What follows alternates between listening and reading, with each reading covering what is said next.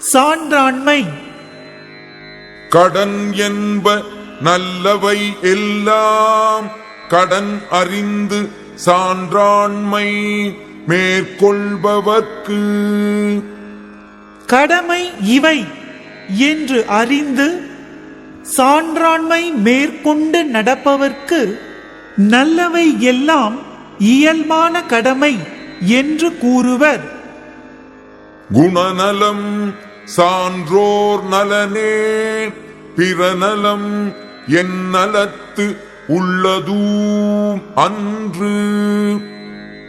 சான்றோரின் நலம் என்று கூறப்படுவது அவருடைய பண்புகளின் நலமே. மற்ற நலம் வேறு எந்த நலத்திலும் சேர்ந்துள்ளதும் அன்று. அன்பு நான் ஒப்புரவு கண்ணோட்டம் வாய்மையொடு ஐந்து சால்பு ஊன்றிய தூம். அன்பு, நாணம், ஒப்புரவு, கண்ணோட்டம், வாய்மை என்னும் 5 பண்புகளும் சால்பு என்பதை தாங்கியுள்ள தூண்களாகும். கொல்லா நலத்தது நோன்மை பிறர் தீமை சொல்லா நலத்தது சால்பு. தவம் ஓர் உயிரையும் கொல்லாத அறத்தை அடிப்படையாக கொண்டது. சால்பு பிறருடைய தீமையை எடுத்துச் சொல்லாத நற்பண்பை அடிப்படையாக கொண்டது. ஆற்றுவார் ஆற்றல் பணிதல் அது சான்றோர் மாற்றாரை மாற்றும் படை. ஆற்றலுடையவரின் ஆற்றலாவது பணிவுடன் நடத்தலாகும். அது சான்றோர் தம் பகைவரை பகைமையிலிருந்து மாற்றுகின்ற கருவியாகும். சால்பிற்கு கட்டளை யாது எனின் தோல்வி துலை அல்லார் கண்ணும் கொளல்.